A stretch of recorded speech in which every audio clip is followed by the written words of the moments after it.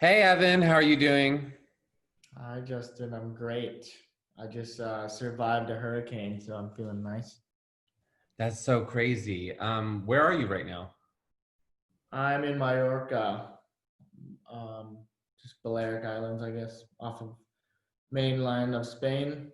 It's my first time here, so I've been here almost 2 months, so it's like starting to get a little stir crazy. Have you been out there for all of lockdown or where were you? Well, I was in Connecticut for the start for like a month and a half, and then we went to Hawaii for a month, and then I somehow escaped to Spain after that for I guess almost 2 months by the time I leave this place. That sounds actually so nice though. Um, so yeah, I just want to introduce you to our audience. I've known you for a couple of years. I know a lot about you and I want them to know a lot about you. So why don't you just start by telling us where you're from? Yeah, where are you from? Yeah, so I'm from the North Shore of Oahu, um, and I was there for 18 years, and my parents have been there for generations. So yeah, I was there for 18 years, and I moved to LA when I was 18. Stayed there for a couple of years, and now I guess I live in New York. Do you have a preference, Hawaii, LA, New York? Which is your favorite? I think they're all amazing in its different ways and also similarities. I couldn't pick one or the other. I would have to, right now for me, it's in between like New York and Hawaii is like my perfect balance of like getting enough of city life and then getting enough of the country life. They're both very different, but both very similar in the sense of New York seems pretty small, and Hawaii is obviously an island, so everything is pretty tight knit. Everyone knows each other, and like those are the similarities between Hawaii and New York, which I love. So I think that's, I mean, one of the main reasons why I moved to New York is because it made me kind of feel like I was in Hawaii, in the sense of you could walk around the city and see people you know everywhere, and that's how it is in Hawaii. So it's cool. So I know you've been surfing and skating from a pretty young age. Is that something you always wanted to pursue professionally? Did you always think it was something you could make money from? Or was it a hobby that turned into a profession because you were good at it? I mean, my both of my parents have surfed their entire lives, so it was a huge part of our family. Most families go to public parks and have barbecues, and we ended up, going to the beach and having barbecues and doing, things that have to do with the water, surfing, paddleboarding, snorkeling, diving, and all that stuff. So it was just such a huge part of our family. So we didn't, think of it as a job initially, but as we got older, we accumulated, or I accumulated sponsors that eventually started paying me, and um, yeah, it wasn't until I was around like 15 I kind of started about thinking more about it as a job. And I got started getting paid at like 16 for surfing and skating. So that was like the turning point of me thinking that I could, it's not just a hobby anymore. So I started taking it a little more seriously. So yeah, That was really probably your first job, no? What yeah. did you what did you go buy with your first paycheck? It wasn't that big of a paycheck, so I was probably just buying food and I don't know. I mean, yeah, probably just food because I was getting everything for free that consisted of like clothing and surfboards, and my dad makes surfboard fins for the boards, so I was obviously getting those for free. So yeah, I think nothing too exciting, but going to the supermarket and getting food pretty much and bringing it to the beach.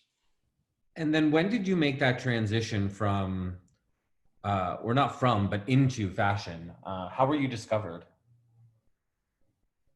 Um, Wait, can you say that again? Sorry. Sure. James.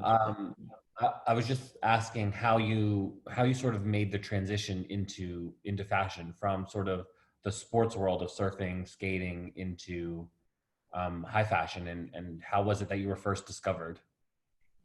I think I really like the first person I dealt with that had to do with the fashion world was probably Hedy Slimane. He came down to the North Shore and shot a range of my friends, surfers, and just local people from Hawaii. And it eventually came out in a magazine, and people started seeing it. And I think that was definitely the start. I don't think it was that much of a huge thing, but that was the first, like, for me, introduction to someone in the fashion world, like pretty high up. Um, and then I think, obviously that Frank video was like a pretty big turning point just because it kind of got put on a, global scale of everyone seeing it. And before that, no one in that world really knew who I was just because nothing else, prior to that have, come. I didn't have Vogue interviews. I didn't have like any other magazine write-ups, anything besides, surf and skate magazines. So I think when that happened, it kind of, showed the world kind of who I was in a way. Um, but yeah, I guess that's kind of my introduction to the fashion world. So did you get an agent after that Frank video or before that video? Like how did that come about? Um, yeah, I got put in contact with Jamie Skinner, who's my publicist, and she later then connected me with Kendall, with it, which who is my agent. Um, yeah, I think like it was a couple months after that. But it's funny because I was already kind of shopping around to see if someone could, handle that side of it. So it honestly worked out perfectly. And, ever since then, they've, flipped my life upside down, and pretty much everything that I've wanted to do and now want to do more is been accomplished. And it's a lot of it has to do with them. So I'm really thankful they flipped my life upside down. So I was going to say you've literally, I feel like, done everything. You have been associated with all the top brands. You've done incredible photo shoots. Has there been one that stands out as a favorite, or one that feels like like a really big accomplishment to you? Or um, yeah, I mean, initially, like, I just thought the fashion world was you go to a fashion show and you walk and all this stuff, but then it turned into be so much more than that, and there's so many more moving parts than I thought, and so many more like cool things about it that I never knew about. Standing from the outside looking in until I got in there. I think walking Louis Vuitton was a pretty big thing for me, just because it was the first thing in fashion that I did that was something that I always thought about doing but didn't understand really how to get there. And then just having an all-star roster, walking in front and behind me as well, which was cool to be incorporated with those people who I looked up to that are now my friends. So that was cool just to have a little bit of a check of a validation of what I do kind of is at the same level as what all these other people that I was looking up to at the time. And now that we're on the same playing field, it's really a cool little thing to think about that I've worked to get there, I guess. and then has your family been supportive, and your friends back home? Do they think this world is like? Do they think it's really cool you're doing all these things? Do they think it's like insane, or how's that been? People in Hawaii are so detached from the rest of the world, even though it's a part of the United States. But they know that I am doing really well just based off of the things that they see online or whatever. But they don't definitely don't know. I mean, very few people do like know exactly that are like designers out there that know exactly what's going on. But I mean, the majority of the people don't understand really what goes into it. And even my parents, I'm like, oh, I'm doing this photo shoot for blah, blah, blah. And they're like, oh, cool. Like, sweet. And I don't think they understand exactly the moving parts of what it takes to, do that. Which is totally fine because I don't expect them to understand. As long as I'm paying rent, they're happy. But yeah, they've always been super supportive in whatever I wanted to do. I mean, starting from surfing and skating, they never pushed me to do it. I was always like super self-motivated to do it because I knew I wanted to be somebody eventually. So I knew what it took to get there. So I couldn't ask for anything more. I think them being supportive really helped me, just focus on what I needed to do and didn't have any other distractions of people, bringing me down. If they weren't as supportive, I think it would have been a lot harder for me to have a clear headspace and like actually execute what I want to do in the next few years. And then Well, one of the things I've always loved about you is your incredible personal style, which you have a unique style. I mean, I've seen lots of different hairstyles, hair colors, just the way that you love and wear clothes as well. Is that something you've always been interested in, even as a kid, or is that something you sort of adapted as you've been more immersed in the fashion world? I mean, I think I always cared about what I was wearing, even from when I was a little kid. Like before, when I wasn't making as much money and I was just like a surf rat on the beach, I still like made do with what I have. So I definitely always cared about, what I was wearing and what I looked like. And then, growing up and being more confident with yourself and stepping out to, wear things that you don't think that, men typically should wear, and mixed matching women's stuff with men's stuff. And like, it's just stuff like that. I think I got a lot more comfortable with what I was doing. So it allowed me to be more extravagant. And it also helped me to be more extravagant, just wearing crazier things, and it gave me more confidence by wearing those things and having, seeing the reaction on, people's faces when we are walking into a fashion show or whatever. But yeah, I guess it's always been something that I cared about. This is a question that I actually, I personally want to know. What are you currently excited about in fashion? I feel like over the last year, the landscape of the industry we work in has changed so much and is still evolving. So what's exciting you now about fashion and that world?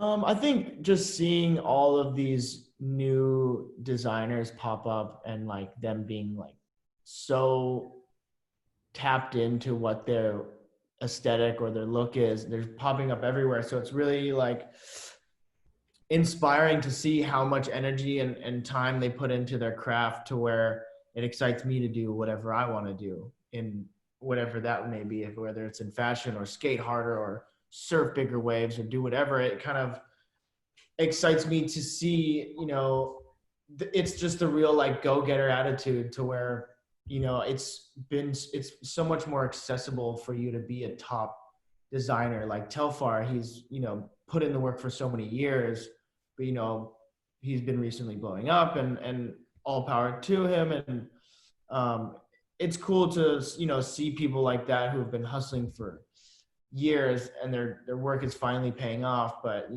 it's just, the classic cliche story of, if you want to do something, you can most definitely do it. So that's, I mean, what excites me about fashion, I guess, is just like seeing people, put in the hard work. It's not necessarily like this bag or these jeans or, that, but I think that's what excites me about fashion, is like the go-getter attitude. What's one thing you can't live without?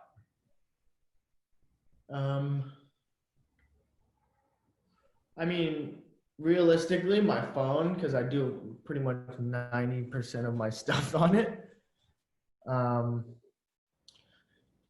a good pair of fitting jeans and my favorite pair of Birdwell Ruka board shorts.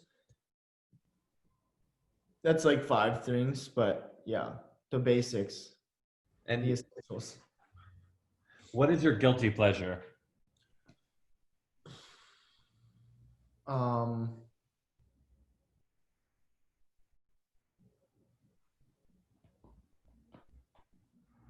um, RuPaul's Drag Race. That's a good one, actually. Um, what's the most romantic thing you've ever done? I feel like you're secretly a really romantic person, actually. Um, God.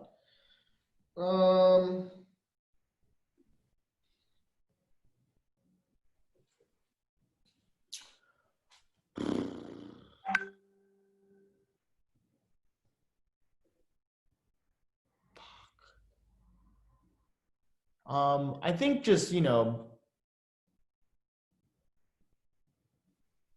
I don't know. Fuck, I don't fucking know.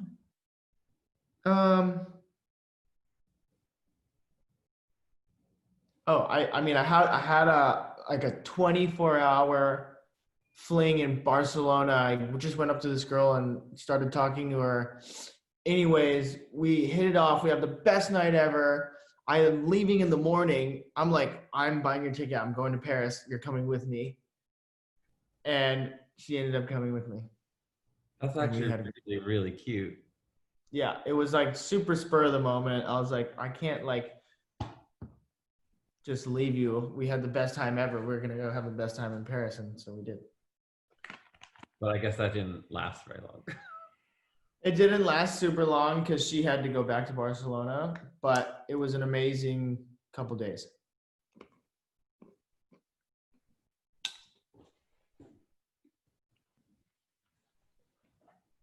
I'm just going through a few fan questions that were sent to us to see if there's anything in here I want to ask.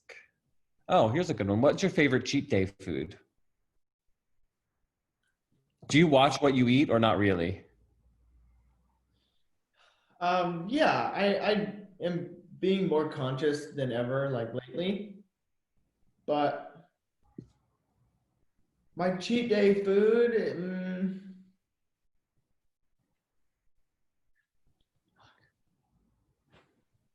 it's not very like, I don't know if it's like cheat day, but like I'll just eat a bunch of sushi sometimes. Like full, so full that you can't even speak or drink any liquid because you're just so full of sushi. So that's my cheat day. And here's one more. Have you ever had your heart broken? Yeah, once. My first girlfriend, she cheated on me. Um, and what's your idea of beauty? Just being comfortable with yourself. Kind of just like when you see someone that's so self-confident and they say what they want, wear what they want, it's like that's a beautiful thing. I agree.